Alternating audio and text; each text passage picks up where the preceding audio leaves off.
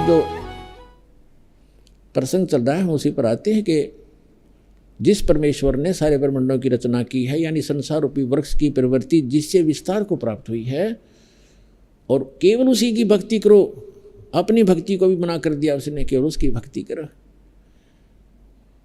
8वें अध्याय के 1 के उत्तर में बताया है कि परम अक्षर ब्रह्म है। तीसरे मंत्र में कहा है 8वें अध्याय के गीता में कि वो परम अक्षर ब्रह्म है, जिसको जानकर 7वें अध्याय के 29वें श्लोक में कहा है कि जिस तत्ब्रह्म को जानकर प्राणी केवल जरा और मरण से वृद्धावस्था की दुख से और मरण मन मृत्यु के दुख से छूटने का प्रयत्न करते हैं।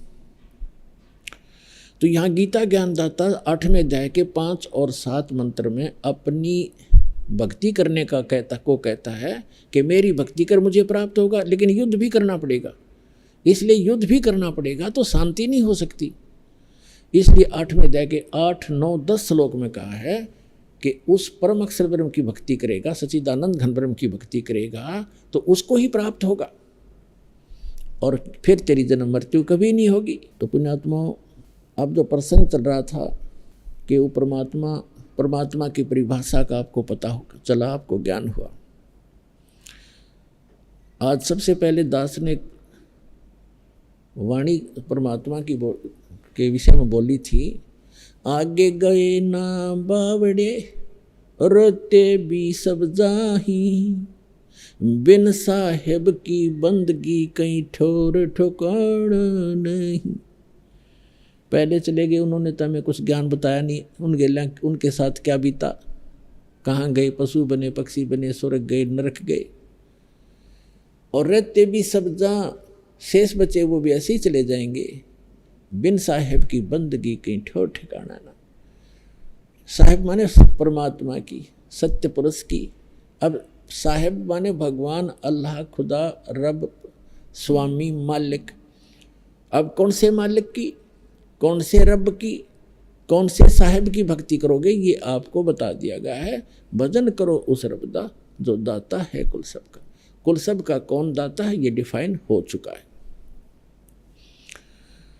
अब वो परमात्मा स्वयं आते हैं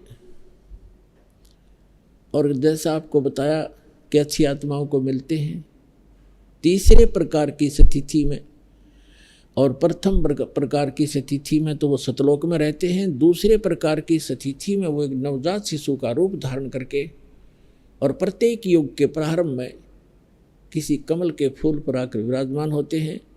कमल का फूल जल में होता है, इसलिए परमात्मा नारायण कहलाते हैं। नार माने जल, आयन माने आकर विराजमान होने वाला, आने वाला। तो वास्तव में नारायण परमात्मा कबीर जी हैं। अब जैसे ये और भी नारायण कहलाते हैं, थोड़ी बहुत देर से सैया पे लेट के भगवान विष्णु जी को भी नारायण कहने लग गए। इनको भगवान भी कहते हैं, इनको स्वामी भी कहते हैं, लेकिन वास्तव में स्वामी कौन है ये आपको परिभाषित कर दिया। गीता के यथार्थ विश्लेषण की जानकारी के लिए पढ़ें पुस्तक गीता तेरा ज्ञानामृत।